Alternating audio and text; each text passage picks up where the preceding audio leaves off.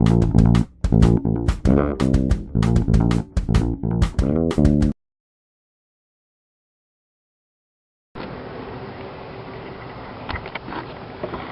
everybody.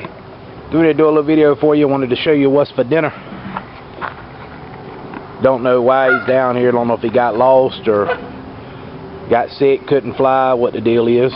He ain't bothering nobody. He's just kind of wandering around, doing his own thing.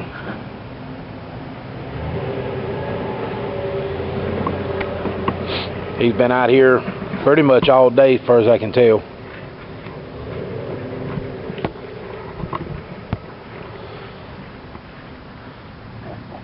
And you can get just about close enough to him to touch him, and he don't seem to mind. But if you're a little kid, he'll follow you around a little bit.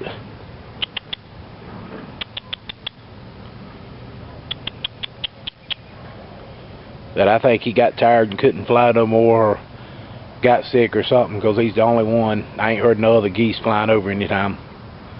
So, but that's enough of him or her prancing around, whatever she is. Let me get my little video started for you right here. How's it going, everybody? Got my little goose buddy over there behind the camera watching me. But I want to do a little follow-up on my little common man hawk video that I did. Said showing you using it a little bit. Or at least some of the things that I envision it being good to use for. I got my Christmas tree here that I had this year. I don't throw them out. I set them out in the front yard and let them dry. Then I delimb them, cut them down, and I use them for, you know, firewood and stuff to get a fire going. I don't cook over it, but it's good for getting a fire going. But this little flat spade back here on the back, being wide like it is and everything, I think this would be perfect if you had something like this. You had to come in and limb. I mean, you can come in here and just rake right down the tree. I'm actually cutting deep chunks out of it there. But you can come right in there, get your limbs off before you even cut the tree down. You know, something, if you got like a fir, something like that.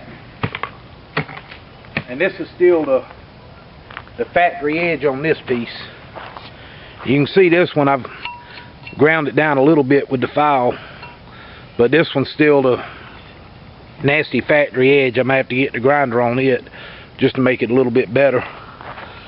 But as I said, you can see, come in here and pull some of these limbs down out the way. And just run right down that tree. And just work your way around it.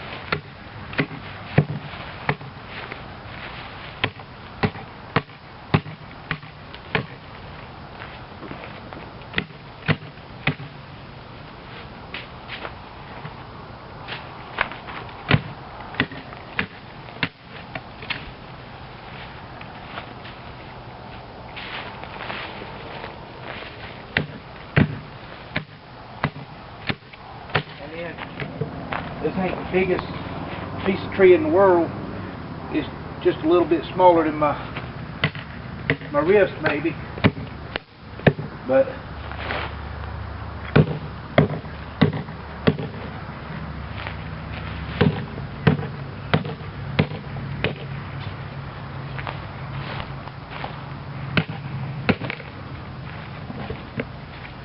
you can see, I mean, it's a little bit more work than an axe because of that little blade, but the blade ain't even as big as the tree is round.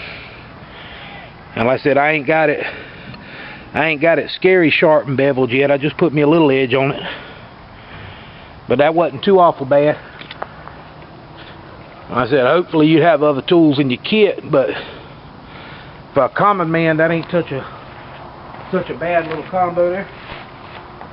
And I'm gonna just use this to hold it up there for me a little bit.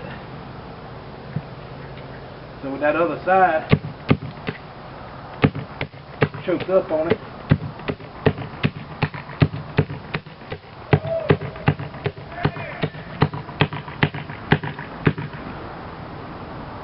cut down deep into that. Use it a little bit straighter. Use it for skinning back on your bark. I said it will chop pretty decent. I said I hadn't done too much with that. I said this one the handle on was a little bit loose, but I didn't care when I got it because I was just going to be using it for dirt. But I'm gonna finish putting me a good solid edge on both edges of this, and instead of that being a chisel grind, I'm gonna go ahead and take it back to a double bevel, make it a little bit better for cutting, or I might leave it a chisel so that it's better for scooping out that wood. So figured I'd show you all that real quick while I needed to limb this tree out. That I like to leave it standing and dry a little bit. Most of the sap runs down so that I ain't got to worry about it getting on everything. Makes it a little bit less work.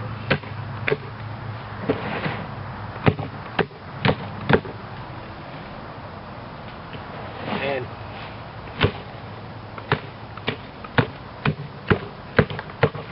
since I am a lover of live trees for Christmas, I like to make sure it ain't going to waste on me.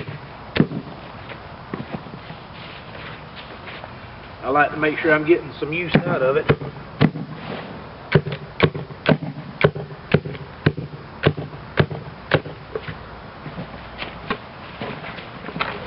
Trying to make sure I don't hit the bottom of my base there. So I said that ain't too much work considering.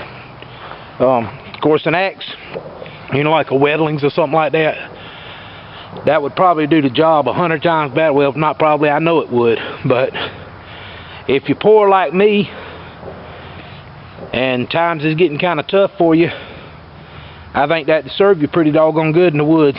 I said just clean that edge up there, and I think it'd do you well. It does a right quick little job. Mine came with a rubber handle from the butt about right here that was real big and bulky. I'd say wrap this with some bank line or, you know, paracord. I like bank line because it gives you a little bit more grip than the paracord does. The paracord makes it bigger, but it don't have that grippiness to it that the bank line does.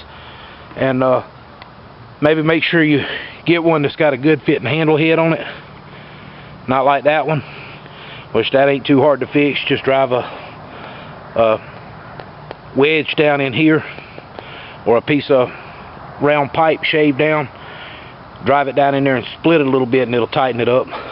So that's it, y'all.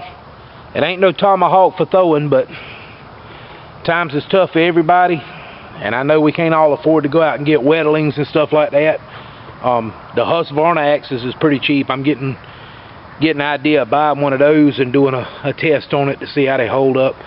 But for the money, like I said, you can't beat it. I mean, and if you want to spend a few dollars more, you know, pop $20 in it instead of, you know, 10, 12, you can get one even a little bit better than this. Just got a little bit bigger head on them. Harbor Freight sells some similar to that for about $18. That's just a little bit different handle. I think it's more of a hammer looking handle than this one is, but the end blade's a little bit bigger here. So figure I'd show you that with you, or share that with you rather, and spin you around and show you. There's Mama or Daddy Goose, whichever one the case may be, sitting there minding the business. Got one leg up in the air like he's resting, the other one like he's tired, you know. So we don't know why he's here. He just popped up this morning.